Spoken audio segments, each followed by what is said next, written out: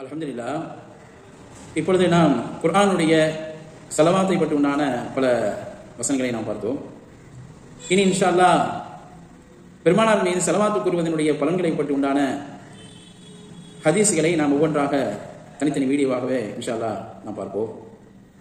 அந்த அடிப்படையில் பெருமானார் ஸல்லல்லாஹு அலைஹி வஸல்லம் அவர்களை பற்றி உண்டான ஒரு முதல் ஹதீஸ் அன் அபீ ஹுரைரத ரலியல்லாஹு தஆலா அன்ஹு அன்ன ரசூலுல்லாஹி ஸல்லல்லாஹு அலைஹி வஸல்லம் قال من صلى علي صلاة واحدة صلى الله عليه عشرا. பெருமானார் ஸல்லல்லாஹு அலைஹி வஸல்லம் அவர்களுடைய அற்புதமான ஒரு ஸலவாத்தை பற்றி உண்டான ஹதீஸ் இது. அபூ ஹுரைரா ரலியல்லாஹு தஆலா அன்ஹு அவர்களை தொட்டும் அறிவிக்கப்பட்டிருக்கிறது. அவர்கள் அறிவிக்கின்றார்கள், பெருமானார் ஸல்லல்லாஹு அலைஹி வஸல்லம் அவர்கள் சொன்னதாக சொல்வார்கள், யார் ஒருவர் ஸலாத்தன் மன் ஸல்லா அலைய ஸலாத்தன் வாஹிதத்தன், யார் ஒரு ஸலவாத்தை என் மீது சொல்கின்றார்களோ ஸல்லல்லாஹு அலைஹி அஷ்ரா, அவர்களை மீது அல்லாஹ் தஆலா 10 முறை ஸலவாத்து சொல்கின்றார்.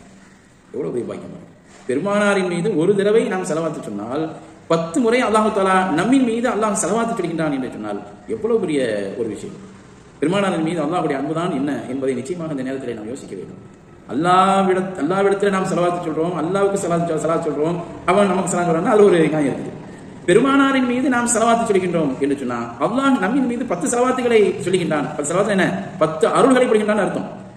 நபியின் மீது ஸலவாத்து சொல்கின்ற பொழுது அல்லாஹ் நம்மின் மீது ஸலவாத்து சொல்கின்றான், அருள் புரிகின்றான் என்று சொன்னால் நபியின் நேசத்தையும் நாம் பார்க்க வேண்டும், இந்த அடியார்களின் மீது அல்லாஹ்வுடைய பாசத்தையும் நாம் பார்க்க வேண்டும். அல்லாஹ் தஆலா கிருபையாளன், நிச்சயமாக நம்ம அனைவரின் மீதும் கிருபை செஞ்சு நம்முடைய எல்லா பாவங்களையும் மன்னித்து அல்லாஹ் ஜன்னத்துல் ஃபிர்தௌஸ் என்ற உயர்தரமான சொர்க்கத்தை உங்களுக்கும் எனக்கும் என்றென்றும் நசீபாக்கி தருவானாக. ஆமீன் ஆமீன் யா ரப்பல் ஆலமீன்.